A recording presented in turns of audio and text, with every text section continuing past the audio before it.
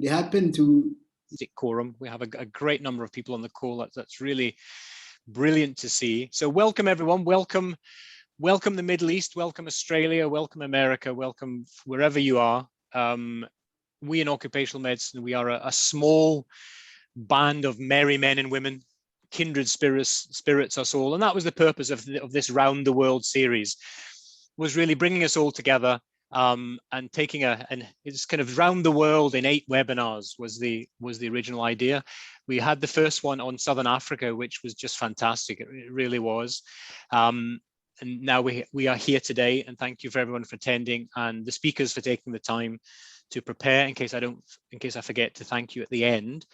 So the series will be, we were due to be doing sort of Central Asia, sort of India, Pakistan, Afghanistan, this one, but in light of everything that's going on within that region of the world, we felt it wasn't really a suitable or appropriate time. So we've rescheduled a little bit, which is why we're doing the Middle East today. So the next one will likely be, the next one is on June 29th, and it is going to be Southeast and East Asia. So it's going to be China, Vietnam, Japan, all of those parts of the world. So that is the next one on 29th of June. And because of time zones, that one is going to be at 08:30 in the morning. So I'm sorry, the US of A, for once you're going to get put back. You're welcome to get up in the middle of the night to join us, but that will be fascinating. With we've got some speakers from Malaysia, Indonesia, etc., etc. So put that in your diary, June 29th. So before I come onto the program, really just want to give the opportunity to the IOMSC and the SOM, really just to say a few words about who and what they are. They're very much the co-sponsors of this. So Peter, I will come to you first, really just to give a 2 or 3 minute overview of what the IOMSC is doing and the amazing work that it's doing. And sod's law, Peter, you're the first to be on mute. Yep, good. I'll take the prize for that. Thank you, Rikard. Look, firstly, I'd like to open by thanking you, Rikard, and also Nick and the Society of Occupational Medicine for organising this event. I think it's a tremendous opportunity for us to get together and talk, particularly, I think, in the context of COVID and where we don't have the ability to travel and interact in the way that we'd really so much like to do. And so appreciate the ability to share with you. And I see that Richard Heron's online too. Look, the IOMSC is delighted to be involved. Our mission really, it's an organisation of organisations. So we're keen for international faculties and societies to collaborate, to work together, to share experiences, to share learnings and to share challenges and to learn from each other. Through Richard and Dr. Ron Lepke, we've been progressing with collaborations in the last year, particularly with the WHO, ongoing discussions and collaborations with a lot of groups. And we're really delighted to see so many people here tonight, and that opportunity for us to really put our heads together to share challenges. We have been doing some interesting work. We presented at the American conference an interesting paper where we've been comparing training and both in medical school and postgraduate training and qualifications in occupational medicine, and comparing and contrasting how different countries around the world do that. And it's really, this is just one example of where we can, we've seen some real highlights of a number of countries that have occupational medicine mandated through medical school throughout the country. And we've had other examples of specific collaborations and focus. So just a tremendous opportunity to share, to learn, and to gather together in that joint spirit of being together. And so it's a lovely opportunity, and I thank you for that opportunity tonight, Rikard. I'll hand back to you, unless you'd like to add anything, Richard, to that, or Herman? Thanks, Peter. No, I'm just looking forward to the session. Great job. Thanks very much. Great. And the IOMSC, it does have a website for those of you who are not aware of it. And it really is, you could say, very much the driver behind the purpose of the Round the World series, because that is very much ties in with the IOMSC.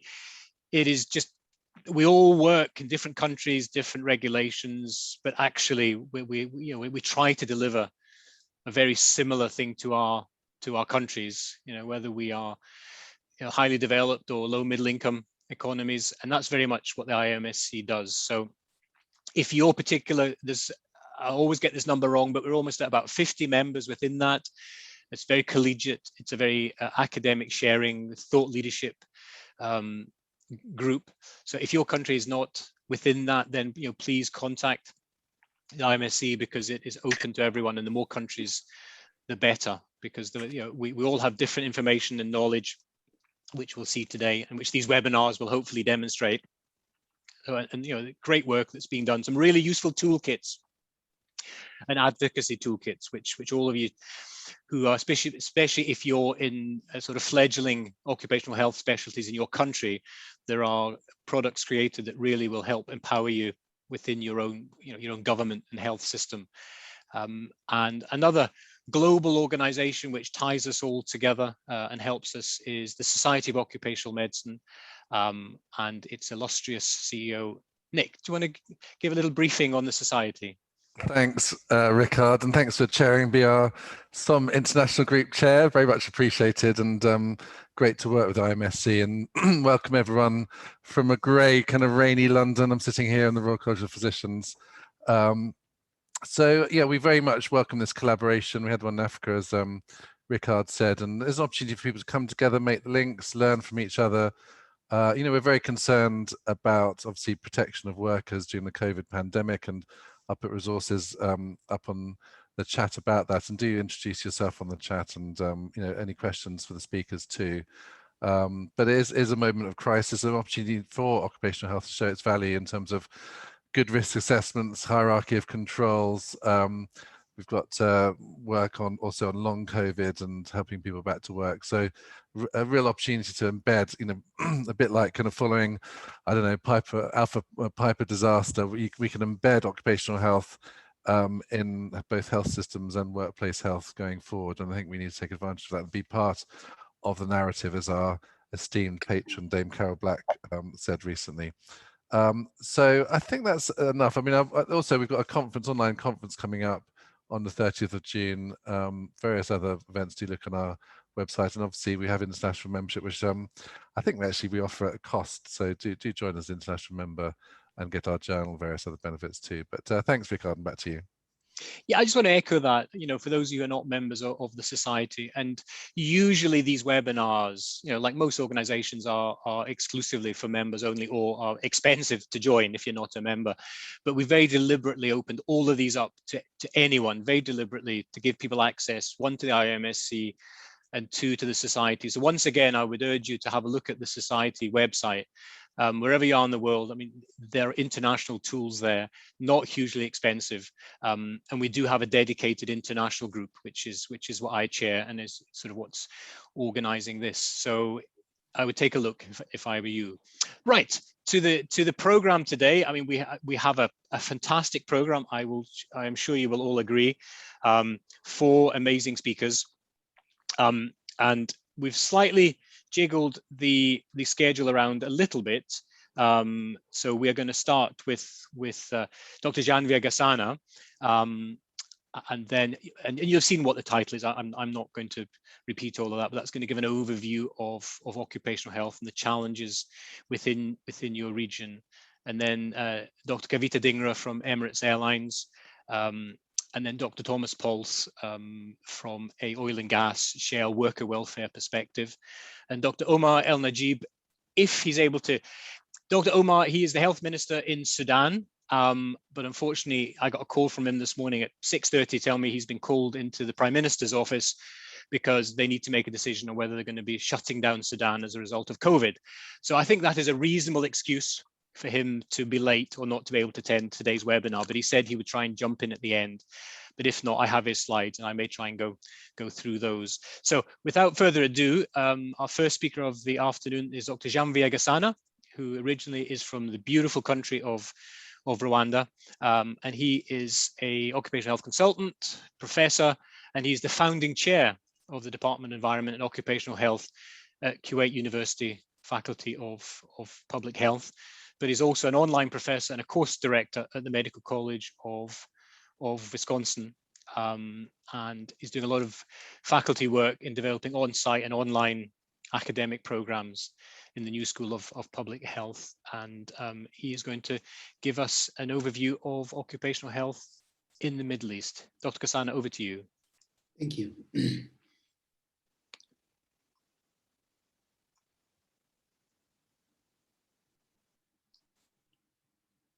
Get to do this. I'm sorry. Very importantly, going through, so and then at the end we'll be doing the Q&A, but feel free throughout. It's worth having the chat up on the side. Put chat, put comments, put questions. I'm going to be logging the questions that are coming up through the session. So please post your questions, please post your comments, thoughts, resources that you might have. If you have a hot topic, feel free to raise your hand and we'll try and spot you if you raise your hand. If you want to ask a question before the Q&A, that's perfectly fine. But as I say, please post your questions, please chat, because it's always nice to have that running commentary, and then we'll pull those together at the end. Sorry, Dr. Gasana, I always forget to say that. It's fine, thank you, Rikard. I'm about to tell you about occupational health and safety in medicine in Gulf countries, as you see them listed here. It's UAE, Bahrain, Saudi Arabia, Oman, Qatar, Kuwait, and Yemen. Last time when I said in the program, I forgot Yemen, which is a mistake on my part. I'm sorry about that. But, you know, Yemen is part of it. And let me see if I can move my slides.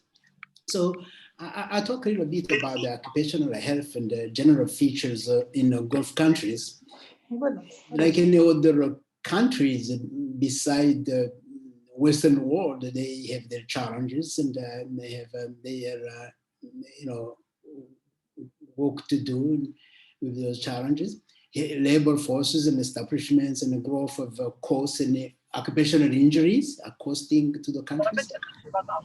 And then we talk about, I have an example, actually. I got most of my materials actually as a disclaimer from occupational physicians from Saudi Arabia and Bahrain. So, you know, one of them sent me this occupational safety and health and construction in Gulf countries. And we can see we need really capacity building. You know, there is a shortage of occupational health and safety professionals in Kuwait and any other GCC countries. But there are international commitments that can be helpful. And then I'll tell you more about some of the providers of occupational health safety in Kuwait. And then the work that the Minister of Health is doing through their Department of Occupational Health and the Shuaiba Medical Industrial Center, it should be a model actually center for GCC countries. And then at the end, I'll tell you about the work we've been doing for the last 5 years, building from scratch a School of Public Health. And then on my side, building up a Department of Environment and Occupational Health. As most of you know, occupational health is an umbrella under which you will have listed occupational medicine, occupational nursing, ergonomics. You can tell we're still adding things, because when you talk about workplace, anybody who brings anything here to the occupational psychology, sociology, occupational hygiene, they're all part of occupational health. I always bring up this picture of Iris Hamilton. She's called the mother of occupational medicine in the United States. At the beginning, they work in Chicago, where I did my graduate school. Actually, they have Jane Addams, her house where you can steal what they did at that time. She decides, a medical doctor, to live with migrants in basically quotas without water and running water. And she was documenting everything that they're going through at home, and then following them at the workplace. And she went on to basically promote what we know today, OSHA. She died the year before OSHA was enacted in the United States. So this is the Gulf countries. We have, here, since I got this from medical occupational physicians, they said, first, do no harm. As we all know, these are the countries that I mentioned in the beginning. You can recognize them. And then some of the features of the area. If you didn't visit these countries, really a beautiful place to see. These are the towers in Kuwait, quite magnificent actually. And then what are the general features in Gulf countries? Gulf countries have large industrial communities with a great workforce exposed to various hazardous agents in our occupations. However, we have very few statistics about what's going on here. Reporting is lacking or not available. So most of these countries have several limitations, constraints in this area of occupational health and safety. And the main ones, we're publishing a paper, it should be out soon. We'll talk about some of these obstacles, and the first one being lack of enabling legislation, lack of standards, not enough expertise, coordination between concerned authorities not complete, lack of participation of employers' organizations or government organizations. And then we have insufficient budgetary resources and human resources, a lack of educational programs. That's why we started this School of Public Health and the Department of Environmental and Occupational Health. There's some conflict between some of the authorities. Coordination is really needed.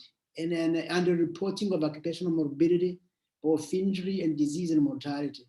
And you need really to have strong policies that address these problems, and it has to be enforced. You can see construction is the big one. Okay, we have 130 workers, and this is an example from Bahrain, but it's pretty much the same in our Gulf countries. You see the main occupations. We have professionals, technical and related workers, it's about 40,000, but we have others too, critical workers, transportation workers. And then there is a growth in cause of occupational injuries. As you know, no country can hide the problems. You can do whatever you do. We have non-government organizations. There is internet, everything goes out. So, but there's no accurate information about the compensation of injury in a government sector, but we have some statistics from the private sector. But the cost will soon rise to higher figure actually if you include all aspects of the workplace.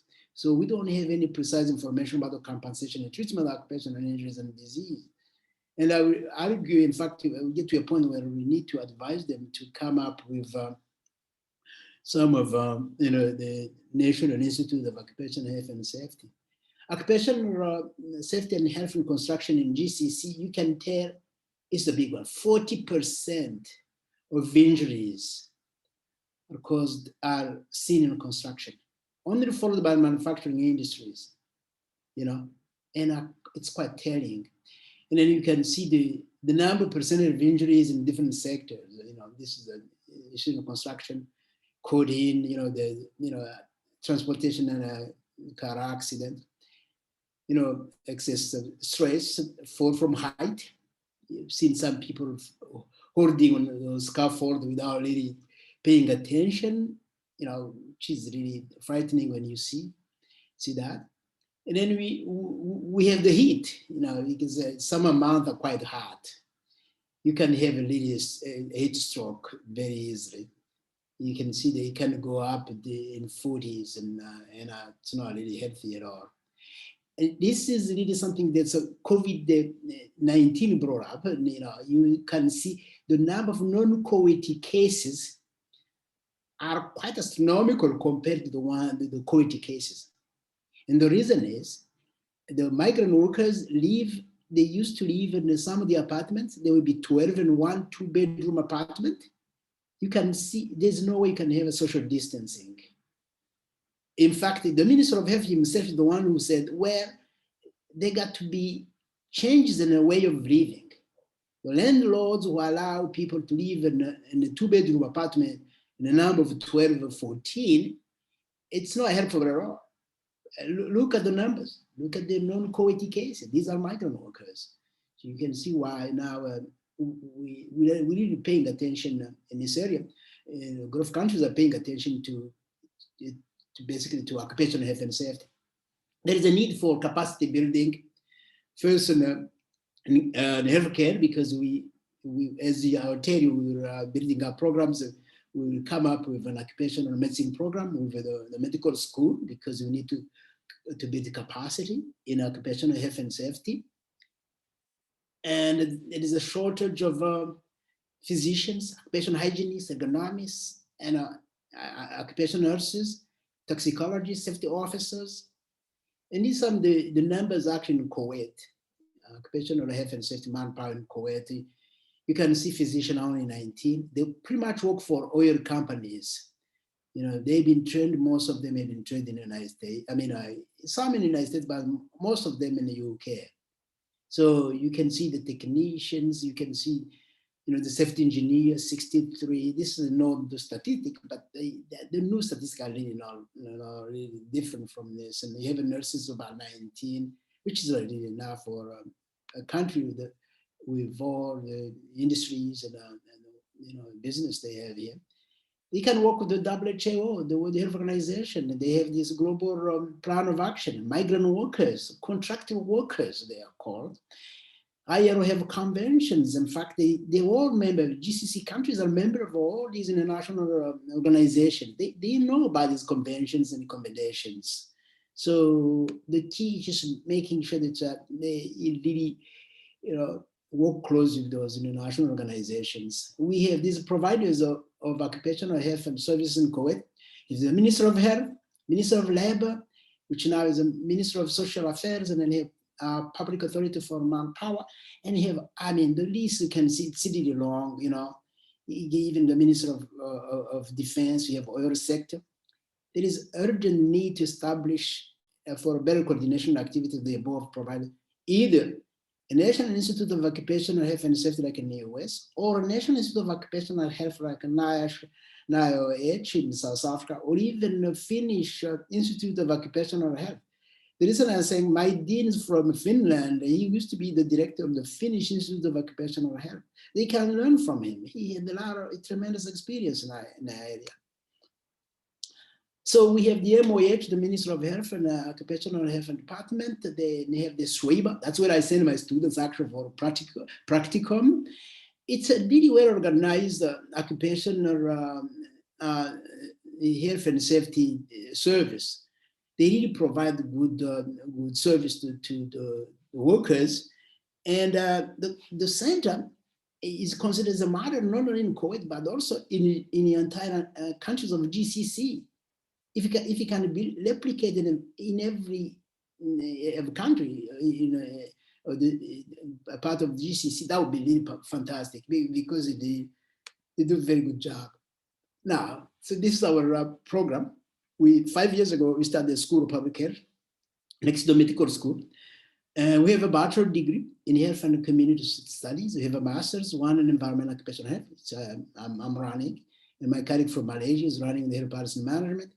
We're planning to have a doctoral program, but also we're planning to have an occupational environmental medicine program. We're talking to the medical school now to make sure we have those programs that really needed. So these are the programs. I'm all about to teach you about what we teach in public health, but this is something I've done in the past in Miami. And then we have a graduate diploma in occupational health and safety. In fact, I'm planning to run this program, not just here in the Middle East, but in Africa and Caribbean islands, because before I came here, I went to Haiti when I was doing a training in occupational health and safety. They didn't need this, you know. You don't have to have full-fledged programs.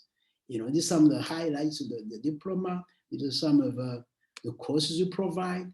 But we need to really get into the new way of looking at workplace. WHO talk about health workplace.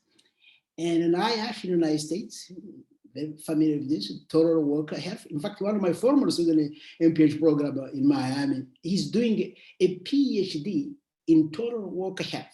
So you can see we're moving. We're moving really, we're looking at the person as a holistic, we're using a holistic approach.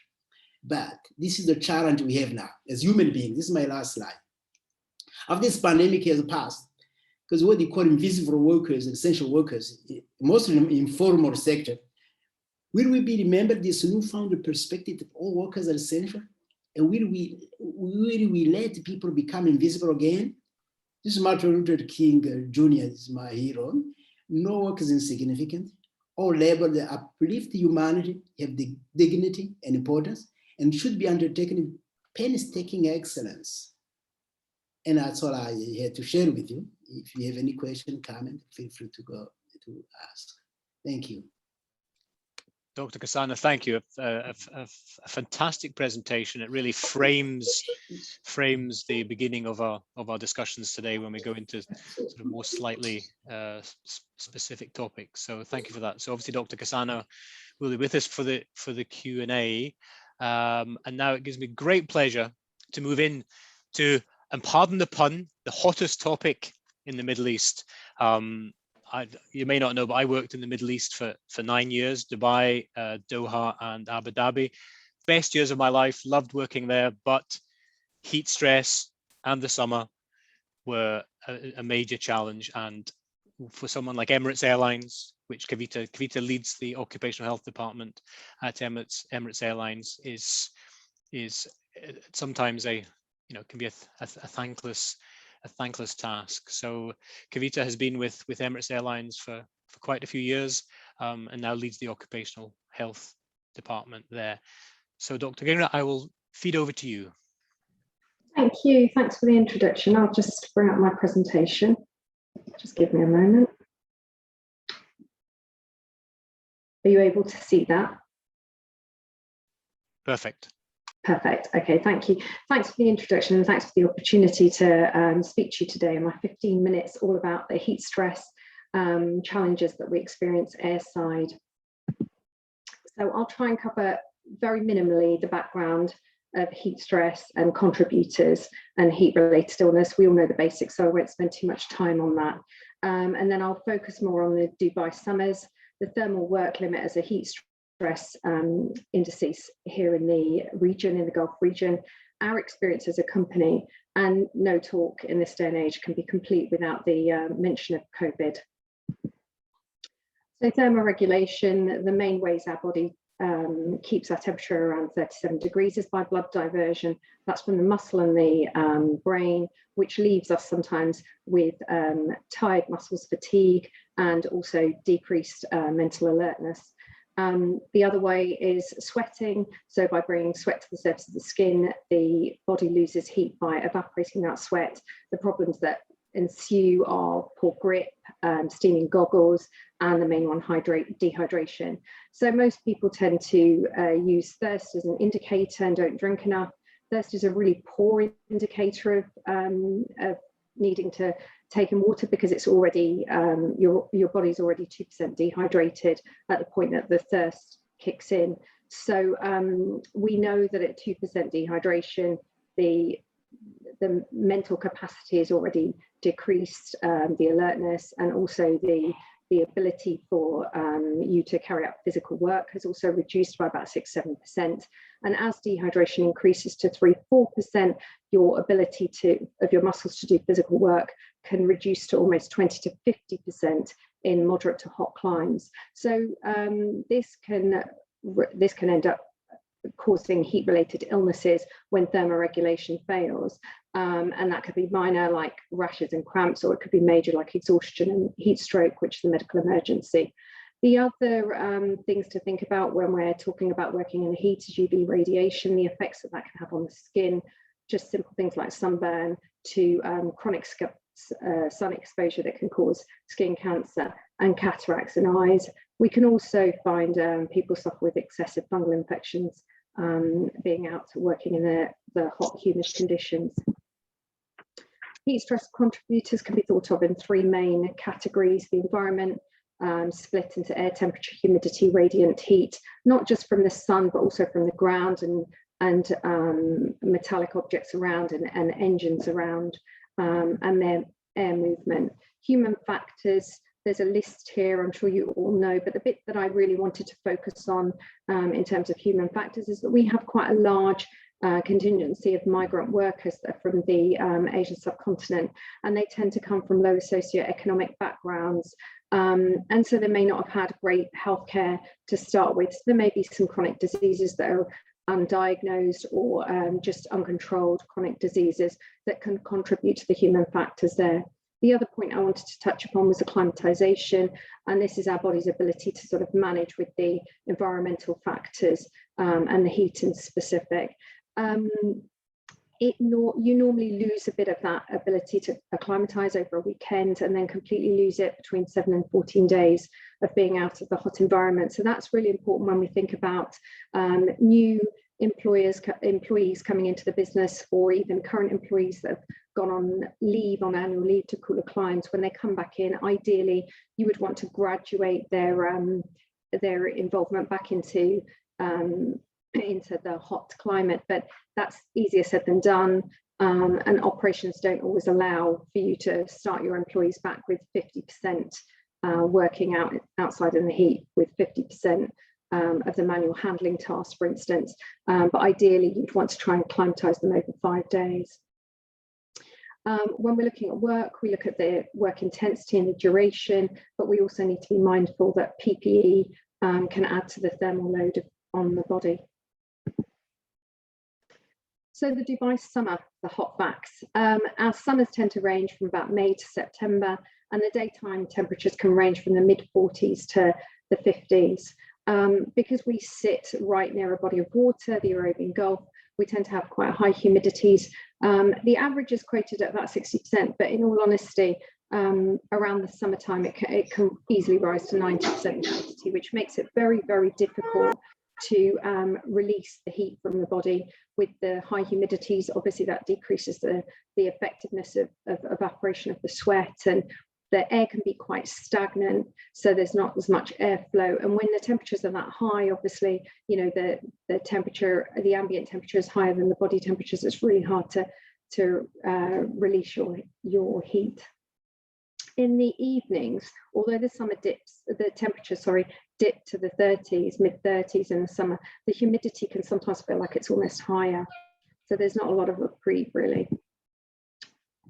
So the thermal work limit, hopefully a lot of you will already be aware of this, but it's a validated way of measuring heat stress in the Gulf region. It's been adopted by the Abu Dhabi Health and Safety Centre, and it measures the temperature, the humidity and the wind speed in watts per meter squared. The problem really is that it assumes that employees are well hydrated and acclimatized, and already, as I've mentioned, unfortunately we tend to find that people don't drink enough to start with, and many of times they are sitting in AC'd environments on their days off, and so the acclimatized part can also be affected. But effectively what we're looking at with the thermal work limit is the work rate that acclimatized workers can safely maintain in a particular environment before heat storage occurs. The way that shows itself, or the way the thermal work limit can be used, is by looking at this traffic light system of working zones. So a high TWL means that the working conditions are better for the worker, whereas a low TWL means that there are poorer working conditions. The table then goes on to mention interventions, rehydration schedules, and work rest cycles. And although this is,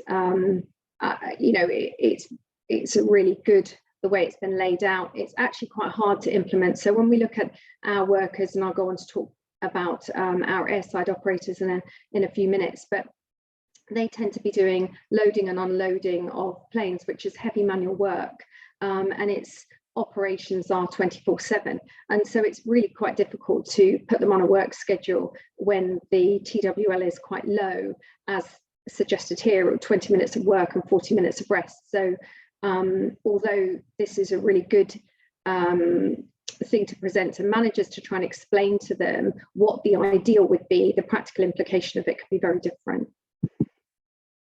So what have we done within the business? So in terms of control measures, we have put up what we call built sort of purpose cool zones. These are areas where the employees can have rest and have washroom facilities as well as water, and they're dotted around the airfield. We try and protect the workers with shaded areas where we can. I mean, the airfield is quite an unforgiving place when it comes to the elements. The sun is battering down on you. There's no real way of covering up the plane and the surrounding area very easily when you're looking at quick turnarounds of loading and unloading. But we run campaigns annually. We've got something called the Beat the Heat workshop, and road shows. We try and do that aligned with Emirates, Dhingra and Dubai airports, so that we're all sending the same messages out. There are posters that I've demonstrated here where we're trying to educate the staff on their work rest cycles, on sleeping, on their days off, getting adequate rest, drinking plenty, not just during work hours, but actually prior to work as well as after work, trying to choose healthier options for eating, and then understanding the signs of heat stress so that they can check on themselves as well as observe other colleagues and buddy up with colleagues. We try and educate supervisors in the same way and deliver so that they can deliver talks to their staff at the start of every shift. We have a lot of pictorials just because English is a second language to a lot of these workers, and so we try and give them easy, recognizable posters to go on like this. At the bottom is the urine chart of what healthy urine should look like versus unhealthy urine. We try and identify vulnerable workers, so we try and explain to supervisors and managers that if someone's been on leave, for instance, if they've been hospitalized, that it may be worth referring them through to occupational medicine to see whether they have a new condition or there are new medication that may put them more at risk of heat-related illness. In the summer, the airport operations try and change their breaks and rosters so that they're giving people, they're rostering people between shaded areas as well as the airfield and on ramp. They're giving them more breaks. We issue these company standard uniforms. It's part of uniform to issue them water bottles. We have these what are called igloos. They're sort of cool water facilities dotted around the airfield. And then the remote bays, we have a team which is pictured here at the bottom. They're a dedicated team whose job it is just to go and deliver cold water to the remote bays in particular, and to check up on employees that are working out in the heat. There are sunscreen dispensers, and employees are encouraged to use those. We have things like sleeves to help support the individuals as well. We have a robust reporting system, at least we like to think it's robust, whereby we sort of will encourage people to report any potential heat-related illnesses. They are then seen in the occupational medicine department, and together with the occupational team as well as the safety team and line, we try and look for any problem areas and try and pick up on any patterns early on in the summer season. And I'll go on to explain what's happened and how that's panned out last year, for instance. So the impact of COVID. COVID's had a massive impact on the aviation industry. I'm sure you're all aware of that. We've had a significant decrease in our passenger flights, but conversely, we've had an increase in our cargo flights. We've been shipping around PPE and vaccines, etc. So like every company, we've had to make redundancies. We now have less manpower. We have quick turnarounds and less layovers. And whereas cargo used to be built up in shaded areas, In fact, I'll go on to the next slide so that I can show you what I mean. So cargo can be built up either on pallets or in containers, as shown in the bottom picture.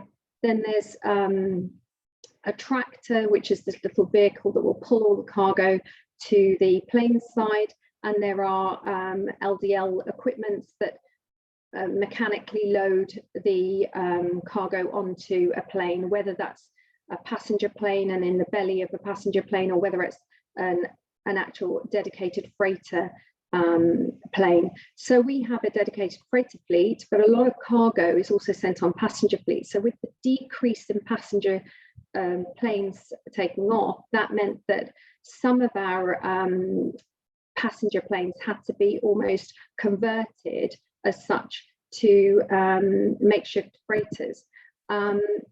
Now, how that affected our employees and their loaders and unloading part of the cargo operations was that, as I mentioned previously, in the belly of the plane, everything is done mechanically almost. But this is a picture at the top of where the seats would normally be, the passenger area of the plane, so the body of the plane. The seats have been removed, and then boxes have to be manually loaded one by one and netted up and secured. There have also been planes where boxes have been loaded onto passenger seats in the overhead bins. The reason this is important is because it's ended up taking a lot longer to load the plane in this manner than it does to load the hold. So what takes a turnaround to unload a plane and load it back up in the hold would normally take about 90 minutes. If you're doing it in the body of the plane as well, it can take up to 4 hours. That's 4 hours in hot conditions, as already mentioned. So going back to the collaboration we had with Safety and Line, we had recognised at the early part of last year, when the cargo side of things started to increase and we were loading things into the body of the plane, we noticed that there was a particular day that was incredibly hot outside and humid, and we'd had quite a few number of cases. I think there were 4 on one particular shift that staff that had gone down with heat-related illness. When we looked into that more closely, what we realised was normally when the plane comes into park, there are, in the top picture here, there's like a mobile AC unit that's connected to the plane. And then in the bottom picture, there's a GPU, a ground power unit that's connected to the plane. And so these should be connected as standard. But sometimes sort of in March, April, when people think, oh, it's not that hot, it doesn't need to be done. If there's a quick turnaround that needs to be done and the mobile AC unit is not available, it's not attached. And what happened on this particular occasion with these 4 members of staff that went down was the AC unit hadn't been attached. So there were people inside, going back to this picture, there were people inside this narrow plane with small doors, very little airflow, incredibly hot environment that were just being affected by heat-related illness quite significantly. So we then changed our practices, and the line had put in place education to say that if the mobile AC unit is not connected, absolutely no, you cannot go into that plane until the mobile AC unit is connected in order to avoid heat-related illness. That's a whistle-stop tour, really. I hopefully haven't run over. I've put up some references here and my email address, and I will be willing to take and quite welcome questions at the end. Thank you, Dr. Dhingra. I mean, it's such an important and fascinating subject for those of us who have or are still working in the Middle East, because it's foreseeable, it kills people, and it is something that with the proper things in place can be mitigated for. And unless you've lived in the Middle East and been there in the middle of summer, I don't think you have a comprehension. I mean, even just walking from your house to your car is exhausting. And for those of you who've been in an aeroplane in the Middle East when the air conditioning isn't working properly, it very quickly, it really gets on top of you. So it is, and the thing about heat illness is that it's hard to detect, isn't it, Dr. Dhingra? And that's the thing, is that it's sort of it's like carbon monoxide. In many ways, it can be a silent killer. And once you actually get somebody, but hopefully how you monitor that, hopefully that's a question that we might get at the end, because it's a fascinating subject. And just very quickly, before we move on to Thomas, we'd just like to try and do a survey while we're doing this, because it's the age-old debate between the heat index and the TWL, which is I think it was 2016-17 that it sort of became mandated in the UAE, and that's the thermal work limit, using that as an index. If I could ask you, as we're chatting now, I'm just interested to see if in your organization you're using the heat index, if you could go to the reactions and put a thumb up.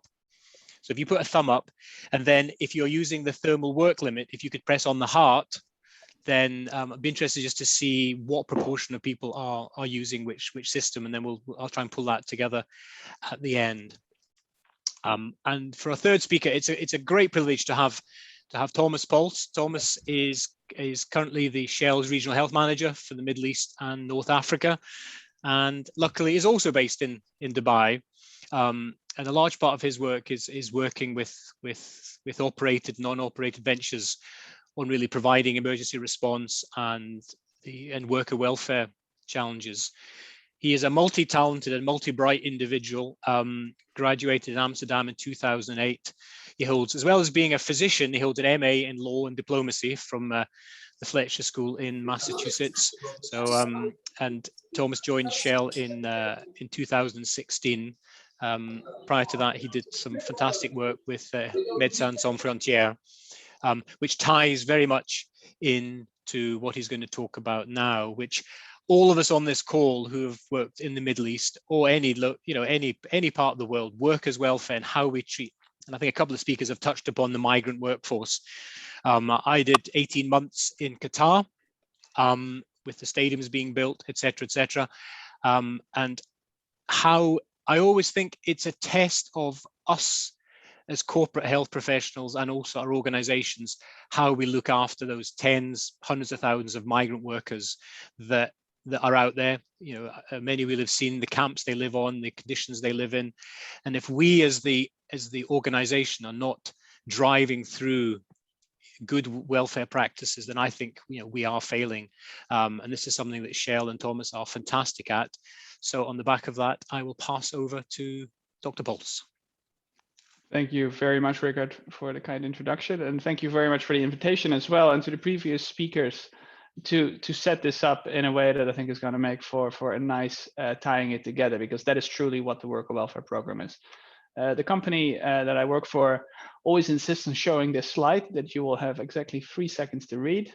So with that, we can go to the real meat of it. So worker welfare, that's really what this story is about. And I would like to share with you how Shell went through that journey, because that's really what it was for the company. And it actually, it has its origins very much in this region. One of our largest projects in the history of the company was in Qatar. It's the Pearl GTL plant, which required tens of thousands of mostly migrant workers to come to Qatar and build that facility for us. And the approach that was taken to the overall welfare of the people, their well-being, was really the foundation for the story that I'm going to be sharing.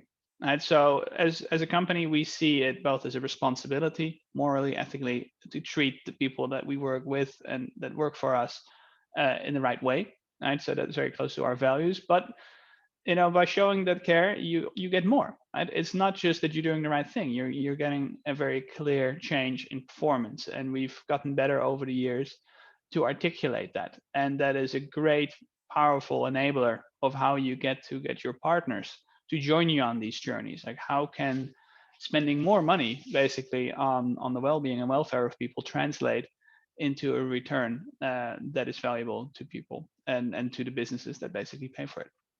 And it's very much a story of partnership, right? It's both our employees and it's our contractors. It's Shell and our partners, both venture partners, but also the contractors that work for us. And so this is all embedded in our HSSC requirements, but also we're trying to link it to industry standards as much as we can to make sure that we have the right amount of input, right? And that it's also easier for our partners to join us. So those, what we're going to be discussing. Critically, like any commercial venture, there is a business case. And in our case, we really split it into, right? We know that we have to make sure that we reduce incident rates. We know that non-accidental deaths need to and can be avoided to a certain extent. We have our legal requirements that we must comply with.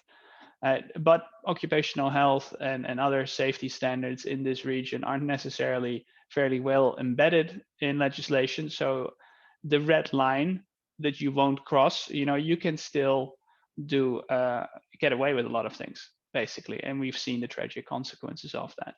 Now, that also possesses the more positive story here, and that is the opportunity. We can actually achieve a lot more by integrating all our efforts. Right? When it comes to heat, or when it comes to the other parts of occupational health, when it comes to fatigue management, when it comes to the food that people eat, there is an opportunity there. We see it in the performance of people. People have a better productivity. People are enjoying their jobs more, frankly. People are delivering a better quality of work, and that translates into all kinds of benefits. Right? We see that projects work better that way. Right? We are more on time, more on budget. I will show you what that looks like in practice. We have the quality of the work. And we've once looked at the quality of welding in a project where we did a lot of efforts on worker welfare and compared it to another project where that wasn't embedded. And you can see that the quality of welding in the first project was better. Right? So how can we repeat that? Because having quality welds means your facility is not leaking when you start it up for the first time. And that's a very important measure of success in our business. And finally, another really big benefit that we've seen repeatedly is that employees tend to stay longer. And if they tend to stay longer, a lot of the work that is being done is relatively low-skilled immigrant labor force, or small national migrations. In Egypt, for example, people come from Upper Egypt to work on a project and then go back to their region. If they stay longer, they get better at their jobs. They do it safely and they do it more productively. So that's what I can show you. And one of the ways that we do measure that, and you can find this in one of those industry standards that we try to base our work on, which is the IOGP IPCA guide on health management in the oil and gas industry. It's number 343 if you're looking it up on their website. It shows this graph, and it's really a translation from how do you get from welfare to positive business outcomes, because that's really how we've managed to justify the additional expense above our legal requirements. And engagement is really the way that we did that. So for those of you not familiar with the measurement, it's mostly an HR thing, but staff engagement is a way that, don't quote me on the definition, but it's a way that employees, you can put a number on how well they are engaged with the task, with the job, with the company that they work for. And one of the most famous examples of this is when John F. Kennedy went to the Space Center in Florida to inspect the Apollo program. He asked the janitor what his job was, and his answer was, "I'm going to put a man on the moon." And because his task in keeping the place clean had a direct impact on the overall mission of the venture there, putting a man on the moon. So that would be a highly engaged worker. And what we see is that in practice, that when people are more engaged, they have fewer accidents. Right? So, and that is a very powerful story to begin with. And if you can improve a team's engagement, they are less likely to hurt themselves on the job. And that is something that we found in this data is from Shell, actually, and we shared it with the industry. It's done in our downstream business, so a number of the manufacturing sites that we have across the world. But anyway, this is still an indirect measure. Right? Engagement is a powerful tool. Safety performance is a powerful outcome. But what else is there? And let me share you this sort of accidental experiment. We were in a situation where in a country, we were building two very similar plants at a very similar time frame, but we were using two separate contractors. So local requirements dictate that we have to spread the work around to different local companies. So we did that to two companies. This was at the time when a lot of this care for people project, as we called it at the time, or worker welfare strategy, wasn't fully embedded in our business. So one of these two projects had a very clear plan. So that project group, together with a contractor who was very willing to work with us on this and see what we could achieve together, we're doing it, while the other facility was built doing pretty much the old thing, right? Trying to limit costs at every turn, making sure that those efficiencies are met. Now, what was the end result? You see the first project, which had the care for people element in it, is the yellow bars. They scored better at 4 critical aspects. So the project was done faster, right? So fewer man hours were spent on building pretty much the same type of facility. So that's on the left-hand bar, and it's really related to also what you see on the right-hand. There were just a lot less delays. Because things were churning along nicely, they were maybe able to work productively, efficiently, and get the project done on time. Right? And I think that's where the key was. I mean, there were still delays in the first project, and it had very much a result of supply issues. It's a challenging country to do any project in. But when you see the massive delays, especially in the other project, when we studied that, like very much linked to worker disturbances. So protests, strikes, disruptions, because people weren't happy with their environment, like their accommodation, the food that they were having. They weren't getting paid on time necessarily. Right? Shell would pay a contractor who would pay a subcontractor, but it's the subcontractor then paying the staff that actually work for them. Right? Finding out all those little details was something that people were very much on top of in project A, and less so in project B, and it had a clear consequence. So this was, again, one other marker on our journey to embedding this fully in our systems, so away from the project space to where we are today, which is completely, it's a key requirement for every operation where we work. So now it's an integrated approach where it's not just health and originally our real estate colleagues doing this, but it spans the gambit, right? So we have real estate who basically manage all the non-hydrocarbon parts of our infrastructure. Contracts and procurement, a critical component in making this a success.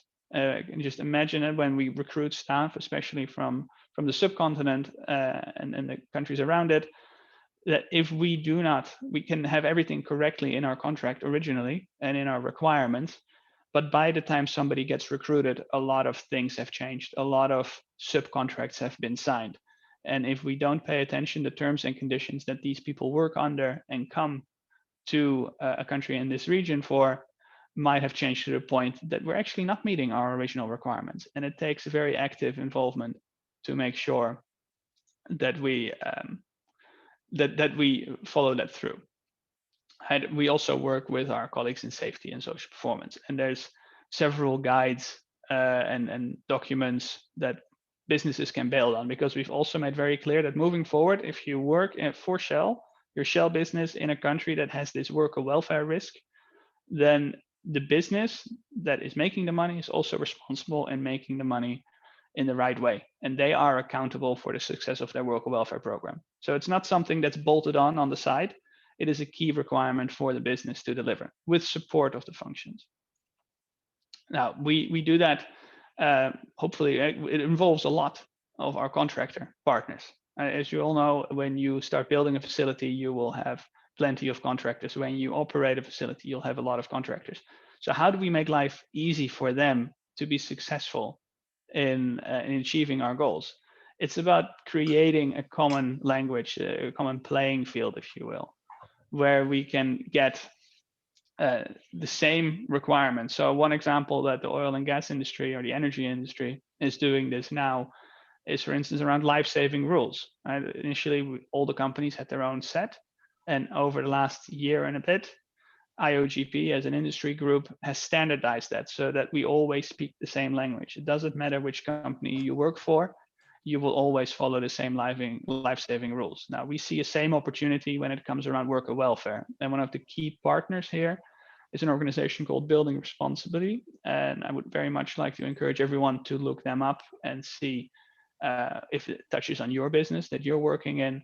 It's an initiative set up very much by the key contractors that do a lot of the designing and building and maintenance of facilities in our industry, but also in others. That, well, you can read it here. Like, what do we need to do? And we achieve basically health outcomes by doing this, right? It's about dignity and respect. It's making sure that the labor conditions are the right ones, that people are still free to come and go to their job. We want to make sure that the conditions are safe and healthy, that, you know, the basic conditions of their employment are decent, right, and up to standard, and so forth. So the last part I want to highlight in here is how do you close that loop? Because in the end, I mentioned care on the first slide, and care is something that is inherently personal. Right? Do I feel cared for is something that I only could really give an answer to as a question. So how do we do that? It's about establishing that continuous feedback loop with the people on the ground. Dr. Kavita also mentioned this, like a reporting system. Like, we like to think that ours is robust as well, but we're building in a lot of safety nets, and we do this by, well, encouraging line managers to have the conversations, right? Creating a culture where people dare to speak up. But we know that that's not enough. So there's making sure that we also have more survey type ways of measuring the impact and making sure that people can have that feedback. Because if we want to improve your well-being, we need to make sure that we hear about you. Now, we can do that in very big surveys where you try to get a sense of the whole experience, but we also do the simple ones, you know, that are dedicated to a simple point. Like, we have a little budget to do something extra for this work facility. What would you like? You know, is it, and this is done in the Netherlands actually, where we also implement this now. People, there was a budget from real estate to buy extra coffee machines, but then somebody had the foresight to actually ask if there was a demand for that from the workers, and they actually wanted soup. So we bought a soup machine instead, and it achieved two things, because people got what they wanted, but we also showed that we listened to them. And there's a lot of opportunities that sound really simple, but it takes that one. Somebody needs to step up and say, hey, let's ask what people want and make sure that we get the right input from people. So it's a pretty complex venture to do that practically, right? And also we try to do these surveys in a way that they link back to business outcomes, because we do feel that there's a need to continuously remind the business that why they're making this extra effort, why are they making this extra cost, because it still pays in terms of success, right? So keeping schedules, maintaining business goals is very much the loop. So trying to link your survey of how people are doing with the other data that you have around the business outcomes is very much something that is served as well. So this was a very brief overview of what we've been able to do. It's still a large journey ahead of us, but I encourage everyone to use this type of thinking to integrate the different efforts that are already on the ground from occupational health, but also from safety, from a business point of view. A worker welfare program ties it all together quite well. Thank you very much. Thomas, thank you. I can't thank you enough, and to reinforce the importance in all regions, but in particular in the Middle East. I mean, the Middle East is built on the migrant workforce, and we coming from Europe are part of that migrant workforce, but we're pretty well looked after when we get there. And when I came to the Middle East back in 2010, I was pretty naive when it came to how workers can be treated well and how they can be treated not so well. And as we all give it back to basic principles, good work is good for you, but bad work can be very bad for you. And for the Middle East, if you do your health risk assessment, if you sit down, your consequence versus likelihood, I would say we've covered the two biggest topics today: heat stress, what is likely to happen, and what will end up in killing workers on a regular basis. One is heat, and the other is workers' welfare. And we've all seen that. And I think, as I touched upon earlier, it's our responsibility as corporate health managers to drive that through our organizations. It is our ethical professional duty. This is more than CSR.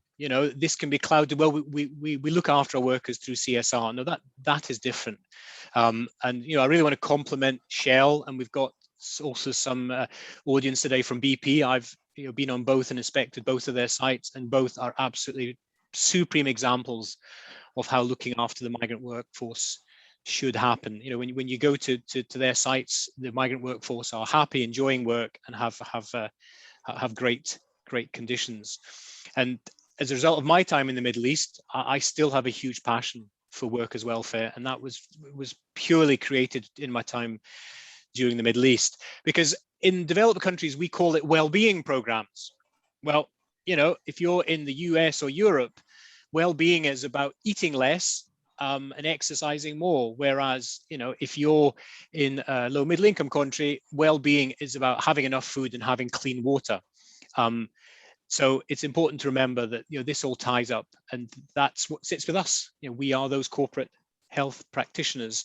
And on to our final speaker. I'm hoping that Omar Nagieb has been able to join us. Omar, this is like Eurovision. Are you there? I think, as I said at the beginning, Omar phoned me at 6 o'clock this morning. Thanks, Omar.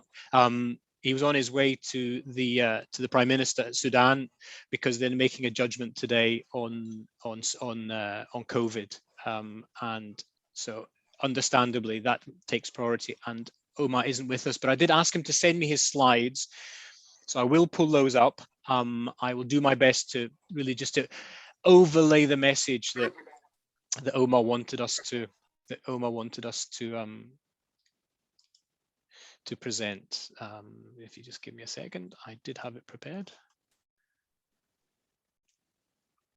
There we go. Right. And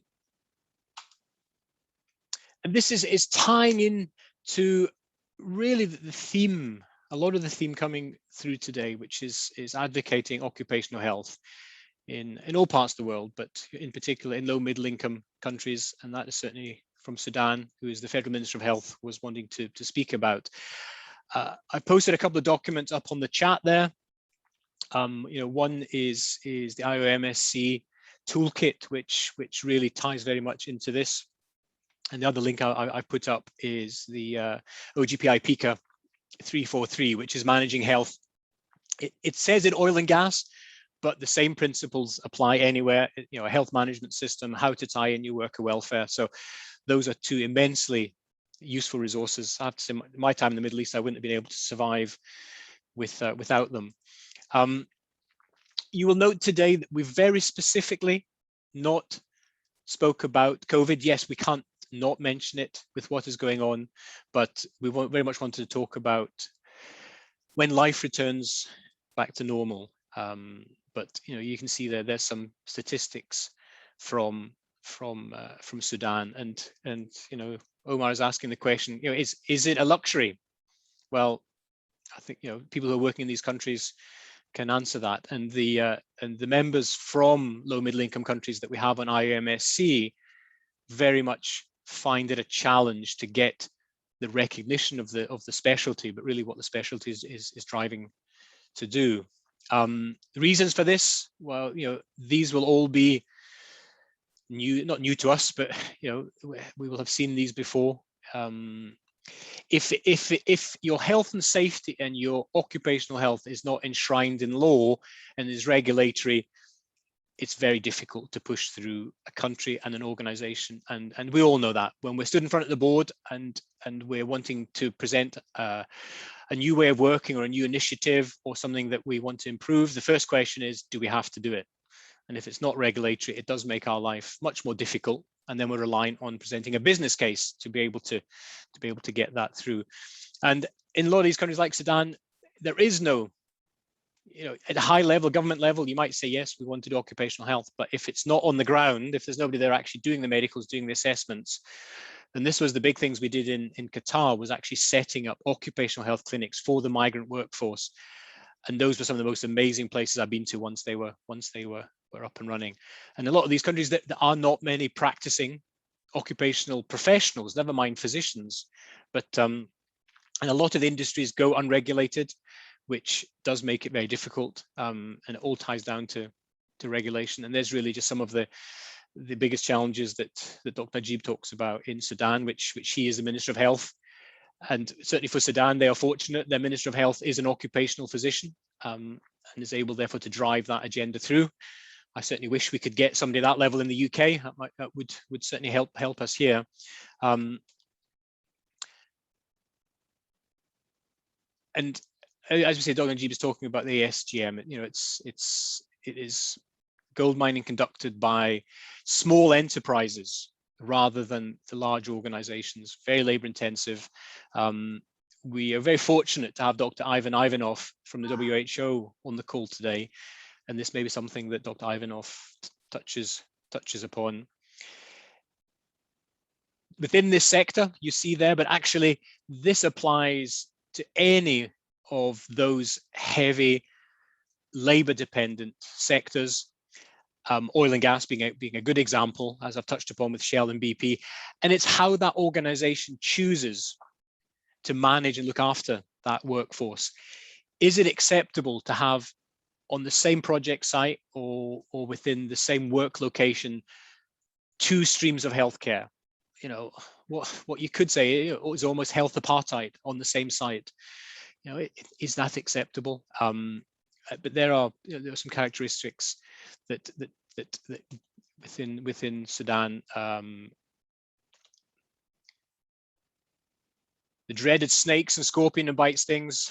I remember hours of conversations about snake antivenom and whether we should have it or not. That could be a whole discussion on its own. That an overview of what the Sudan agricultural situation is. You know, it is a farming dependent location, and certainly within the UK, that is what used to be the riskiest occupation. It's now construction, but it's up there from a fatality and a serious morbidity point of view.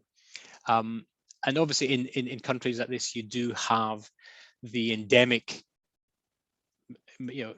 infectious diseases. I mean, to put it into perspective, I mean, COVID's important. Yes, of course it is. And actually COVID has killed many people. But people forget that malaria, for example, kills 1.5 million people every year. And most of those, or a lot of those, are children. And that is something that could be preventable if the drive was there. But the biggie is tuberculosis. Tuberculosis kills 6 million people a year. And especially if you're combined with HIV, I think it's called the golden bullet when you have both of those together. So that's 6 million people every single year are killed around the world by tuberculosis. TB is a treatable, diagnosable condition.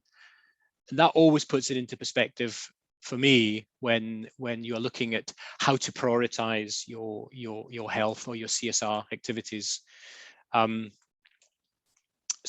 Really, as I say, they were not my slides. So it may have been a little off the cuff. Dr. Nagieb does pass his apologies. So let us now come on to questions. So we have about 15-20 minutes. I'm certainly happy to continue. Well, no, actually, no, we will finish on time. So if you have, and I've been taking the questions off the stream, but also if you want to post those or put your hand up. But before I do, in light of the context of what we're speaking about today, I'd actually very much like to just ask Dr. Ivan Ivanov from the WHO to give his feedback and his thoughts from the WH perspective on the Middle East. Thank you, Dr. Ivanov.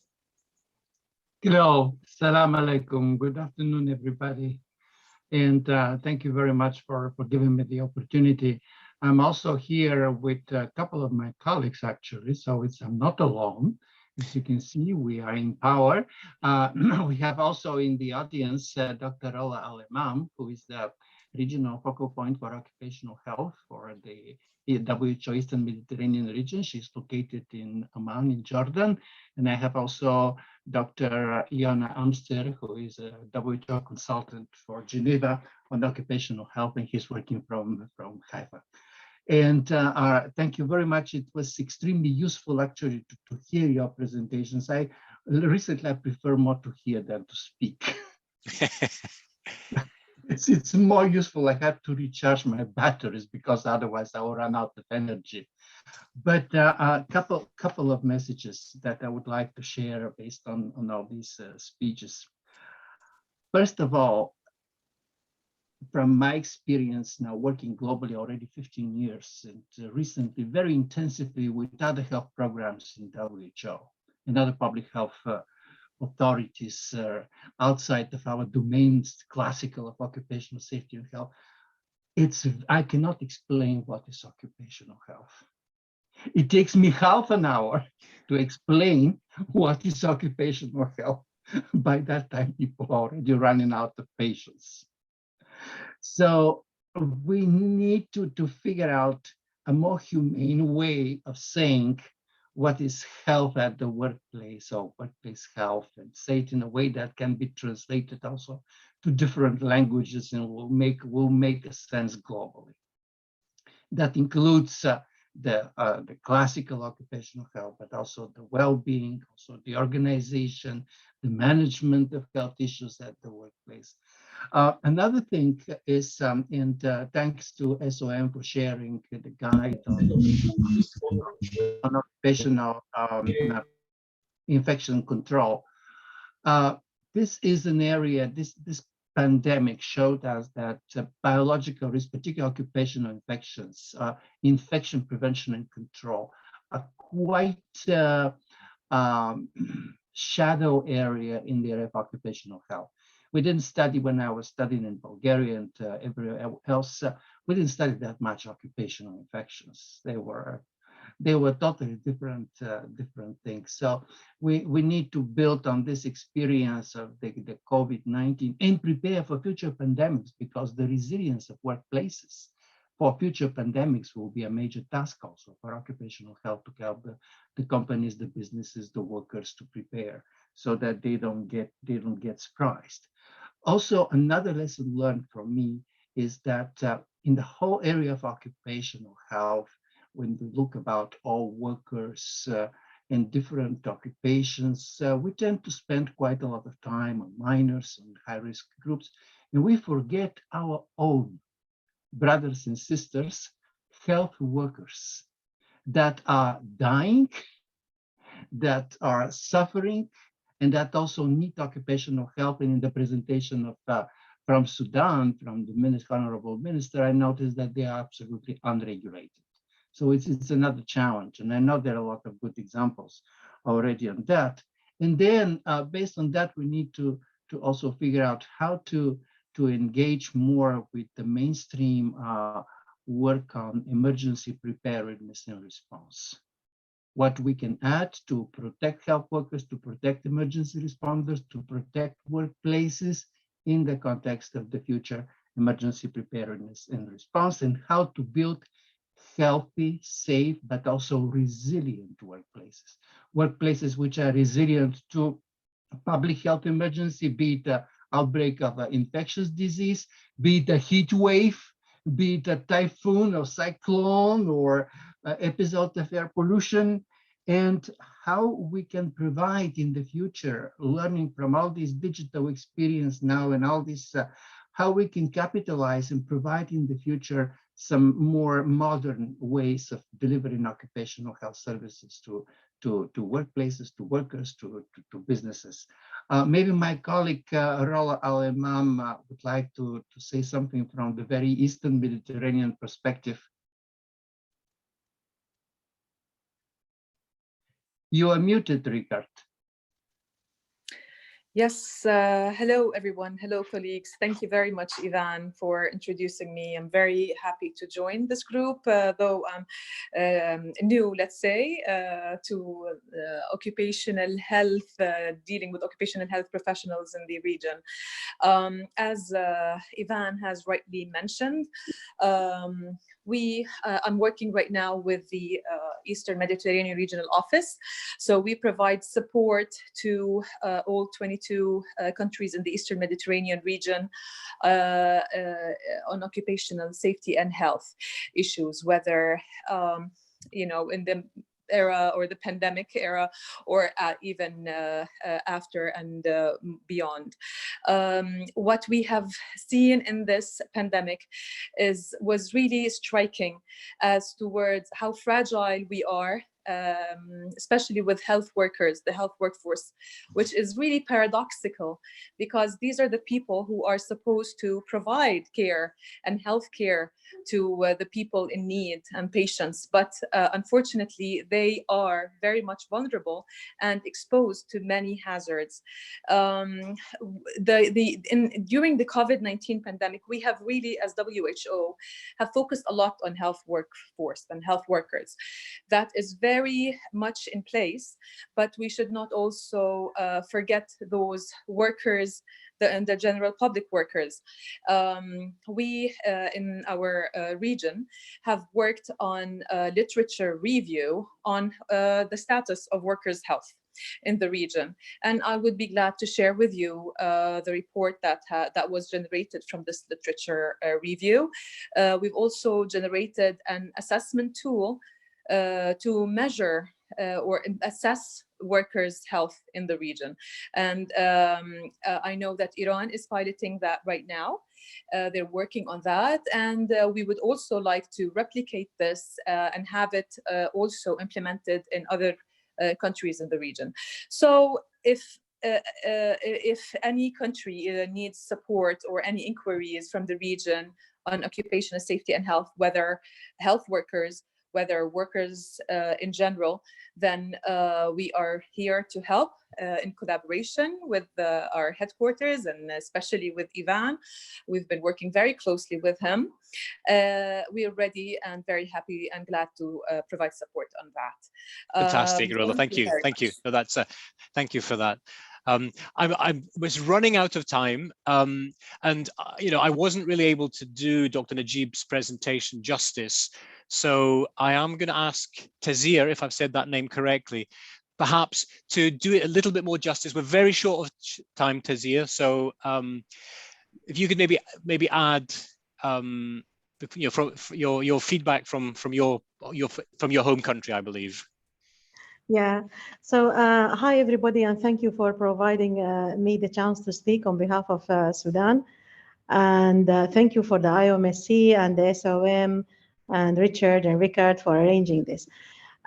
Yes, basically, as Omar correctly said in his presentation, the occupational health is non-existing. And I found myself, although I am in the Abu Dhabi, I found myself in a very strange position by being the only person who is advising on occupational and environmental health and safety in terms of also managing the risks and hazards and safety regarding the GERD, which is, you probably heard about it, the Grand Ethiopian Dam. And I have been dealing with this for the last 2 years. And sadly, there is no emergency preparedness for any risk. The risk is high. It's going to be one of the biggest catastrophes if nothing is done about it.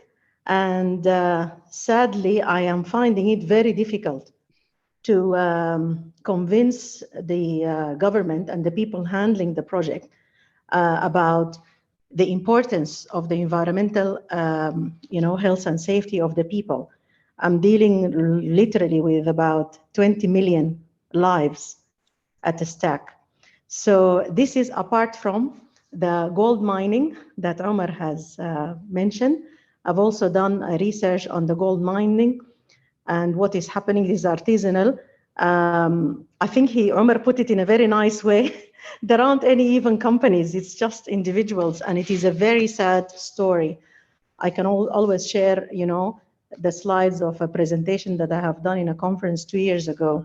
Plus the scorpion bites in a specific area, again, due to one of the dams which have been built without any studies, we are losing 3 to 5 children per day to scorpion bites, which is horrendous, obviously, as you can imagine.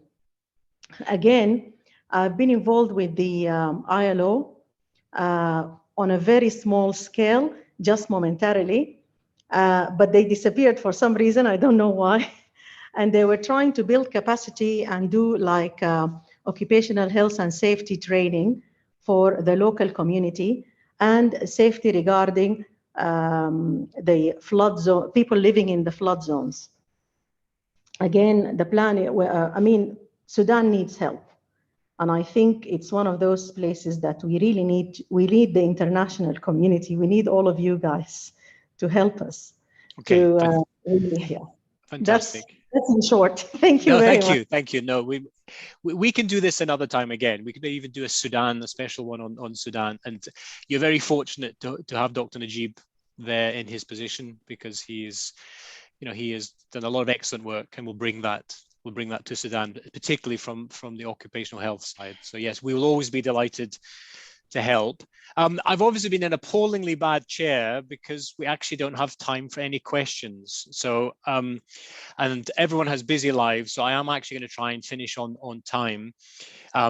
Maybe we'll end up doing another round the world. Perhaps we'll go around the world once.